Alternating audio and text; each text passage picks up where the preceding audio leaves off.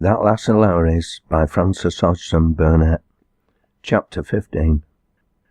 The first time that Joan appeared at the night school, the men and girls looked up from their tasks to stare at her and whisper among themselves, but she was to all appearances oblivious to their scrutiny, and the flurry of curiosity and excitement soon died out. After the first visit, her place was never vacant. On the nights appointed for the classes to meet, she came, did the work allotted to her, and went her way again, pretty much as she did at the mines.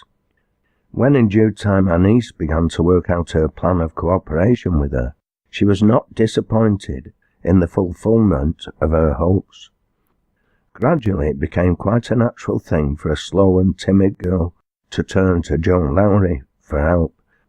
As for Joan's own progress, it was not long before Miss Barham began to regard the girl with a new wonder. She was absolutely amazed to find out how much she was learning, and how much she had learned. Working on silently and by herself, she applied herself to her task with a determination which seemed at times almost feverish. There was the eagerness of passion in her resoluteness. "I mun larn," she said to her niece once. "I will larn," and she closed her hand with a sudden nervous strength. Then again there were times when her courage seemed to fail her, though she never slackened her efforts.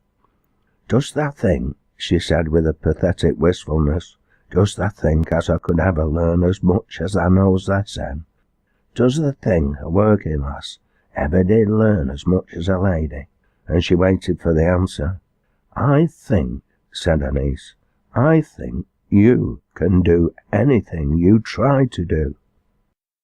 By very slow degrees she had arrived at a discovery which a less close observer might have missed altogether, or at least only arrived at much later in the day of experience. Her niece's thoughts were moved in this direction the night that Derek slipped into that half soliloquy about Joan. She might well be startled. Here were a man and woman set so far apart by birth, fate, and social law that it seemed impossible that the one could ever gain upon the other. They could scarcely have been placed at a greater distance from each other, and yet those half-dozen words of Fergus Derrick's suggested to his hearer that each, through some undefined attraction, was veering towards the other. Neither might be aware of this, but it was surely true.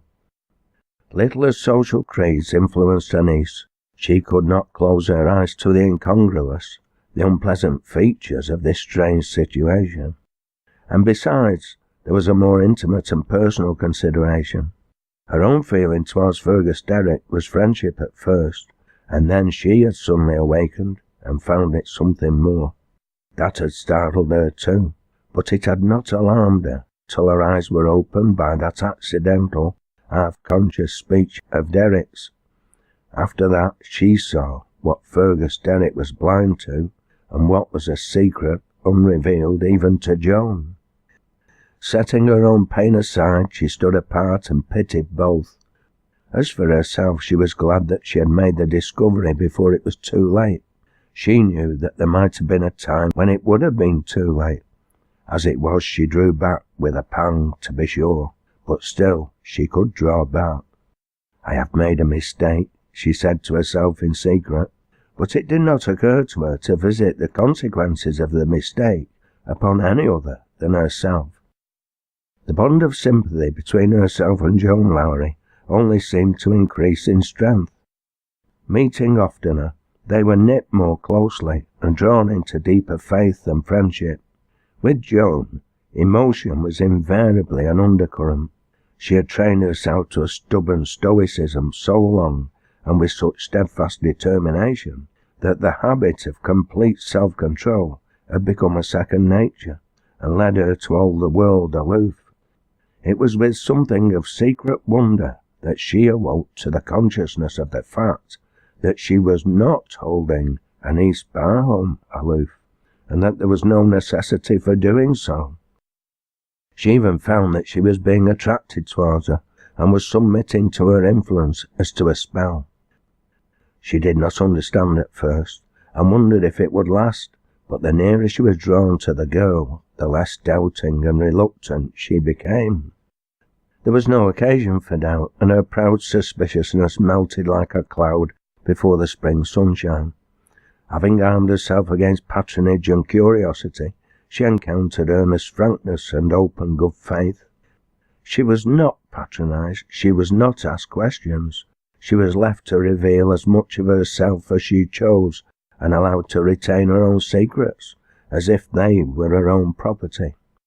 So she went and came to and from the rectory, and from spending a few minutes in her niece's room, at last fell into the habit of spending hours there. In this little room she passed through many a process of development. The books and pictures and other refinements appealed to senses unmoved before. She drew in some fresh experience with almost every breath. One unpleasant night, after a special discouraging day, it occurred to Grace that he would go and see Joan, and dropping in upon her on his way back to town after a visit to a parishioner who lived upon the high road, he found the girl alone, sitting as she often did, with the child asleep on her knee, but this time with a book lying close to its hand and her own. It was her niece's Bible.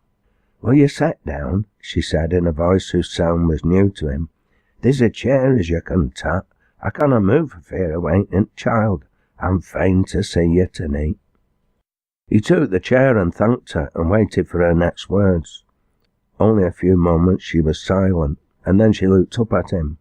"I have been reading Bible," she said, as if in desperation.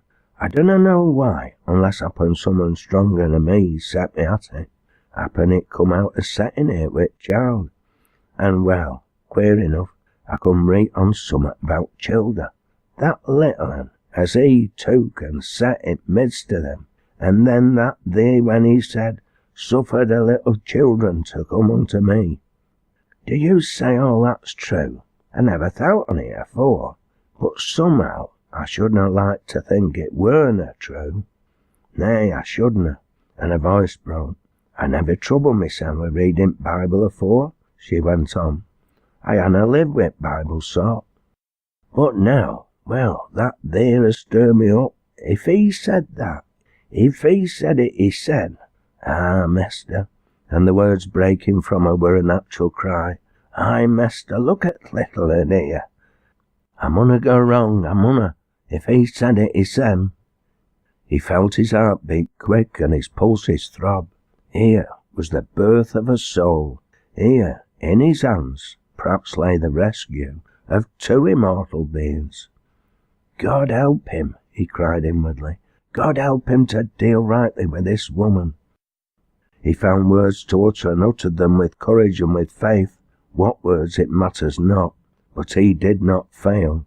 Joan listened wondering, and in a passion of fear and belief. She clasped her arms about the child, almost as if seeking out from it, and wept. "I munna go wrong," she said, over and over again. "How could I hold little un back? If he said he sent she mun come. If it's as true as he said that, I'll believe all the rest and listen to you. Forbid them not. Nay, but I wunna. I couldn't have the heart.